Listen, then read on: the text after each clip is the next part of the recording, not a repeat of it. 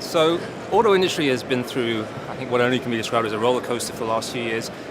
It continues to remain highly dynamic, but the good news is that many of the big shocks have subsided somewhat. So we're starting to get a little bit more calm in the industry, which particularly for analysts such as myself is a good thing because the shocks make life interesting, but it also keeps us on our toes as we try to understand what's happening in the marketplace. That being said, there is still a lot going on. The marketplace remains extremely competitive.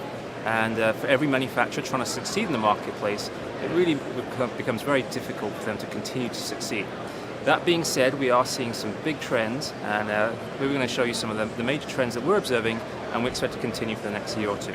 So trend number one, really a paradigm shift in the industry. A couple of years ago, the industry focused tremendously on volumes at the expense of higher incentives. In other words, they use incentives as a tool to stimulate demand above its natural levels.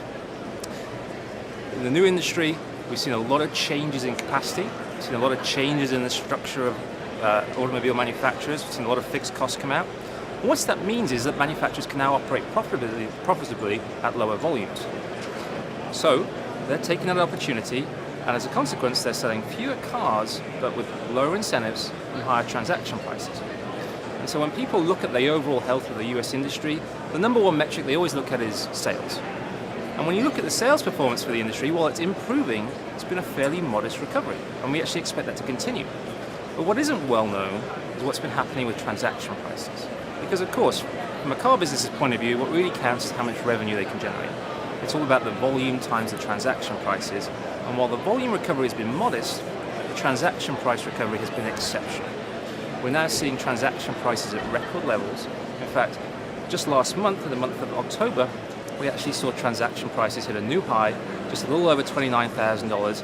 In other words, very, very close to $30,000. This is unprecedented in the history of the industry. And just a few years ago, I think most people would have been stunned if they realized that these kind of transaction prices could have been attained. So exceptional transaction price growth. It's great for the industry. It gives lots of people, it gives manufacturers new money for investment. And we're starting to see that in events like today at the LA Auto Show, where we see a tremendous amount of new product. It's this strong recovery of pricing coupled with modest volume growth that's helping manufacturers get back on their feet and deliver great new products. Trend number two, new product. When the industry struggled in the last few years, one of the first things that manufacturers did is they started to pull back, or in some cases halt entirely, new product development. What does that mean? Well, it meant that for a short period there was really very little investment in product, and many programs were either cancelled or delayed. Now we wind the clock forward a few years, and what we find is that we're starting to see the recent investment in new product and product development hit the marketplace, and that's what you can see today. What is amazing is that in the next couple of years, we're going to see over 50 new entries in the marketplace. That's over a 25% increase in the number of vehicles available for purchase. So this is a very physical sign of the recovery in the industry, and you can see it today by the amount of information we have from manufacturers about concept cars, brand new products available for sale shortly, and also cars that are going to be coming in the next year or so. Trend number three. We talked about how new car prices have risen. At the same time, we've seen used car prices rise dramatically. New car prices are at record highs, used car prices are at record highs. Why is that? Well, it's because the supply of used cars has fallen in the last few years. Yesterday's new cars are today's used cars, and because the industry shrank by approximately 6 million units in the last couple of years, that means we've got a significantly reduced supply of quality used vehicles. By quality used vehicles, we're talking about vehicles that are 2 to 4 years old, typically 20 to 60,000 miles. These are the kind of cars that a lot of new car franchises will sell as used vehicles. Because the supply is down, the prices are up, and that makes life good for the new car business. Because, of course, when people buy a new car, approximately half of them are trading in a used car. So if a used car is worth more, that increases their ability to buy a more expensive new car. So it's a good thing for consumers. It's a challenge for dealers because, of course, they have to navigate these very high environments.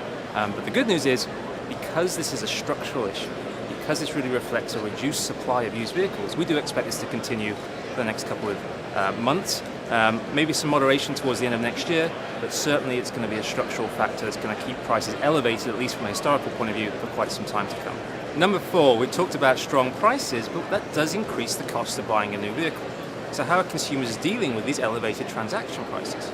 Well, one of the things they're doing is they're using extended term financing, and they're taking advantage of strong lease offers from manufacturers to get into a new vehicle at a slightly lower monthly payment. What do we mean by extended term financing? Well, really we're talking about 72-month loans. Of course, when you finance a vehicle over a longer term, you're able to get the monthly payments down. You are going to be paying for that vehicle for a longer period, of course. And so long term, there may be some implications for the purchase cycle. It's going to take longer for consumers to get into equity positions on these vehicles. But as of today, these extended term financing contracts are helping consumers buy these more expensive products, and we are actually seeing 72-month loans as a percentage of all vehicle sales at close to record highs. The other thing we're seeing is increased utilization of leasing. A few years ago, when the credit crunch hit, manufacturers in many cases just simply couldn't lease. They couldn't have the access to the financial instruments they needed to be able to lease those vehicles. Today, markets have improved, manufacturers can lease again, and in addition, many manufacturers have experienced a tremendous improvement in their residual values. So when you lease a vehicle, what you're really doing is you're paying for the depreciation over the time you own the vehicle. So if the vehicle is going to be worth more when the lease matures, your payments are going to be less. So as manufacturers have seen their residuals rise, we see the lease payments fall, and again, that helps consumers buy these vehicles that have higher sticker prices, but still maintain a manageable monthly payment. Trend 5, home stretch now. We've talked about how consumers have higher transaction prices, we've talked about how the volume recovery is modest, but let's talk about who is actually buying these cars.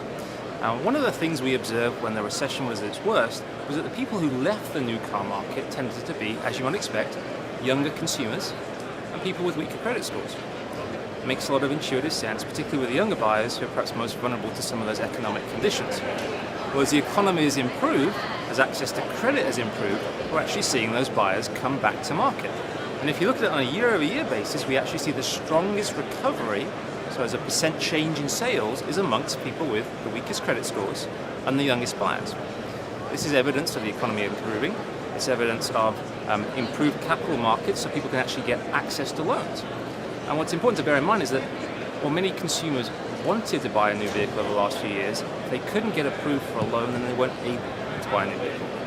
Now we have consumers who do want to take advantage of these great new products, but we also have them having the ability to take advantage of access to affordable loans and financing. So this is one of the structural factors that's helping the recovery of the industry. And when you think about who this benefits most, well, not every manufacturer has the same kind of buyer. Some manufacturers are particularly strong with younger consumers, others are particularly strong with more mature consumers. Luxury brands in particular, because of their affordability aspects, tend to be stronger with more mature customers, the people with higher credit scores, and that's one reason why luxury brands have actually fared fairly well throughout the last few years. On the other end of the spectrum, if you're creating entry-level products, if you're particularly focused on youth consumers, it's been a tough few years. So as these consumers come back to market, as they can gain access to credit, this is really going to benefit some of those brands that have a special emphasis on the younger, lower credit quality consumers.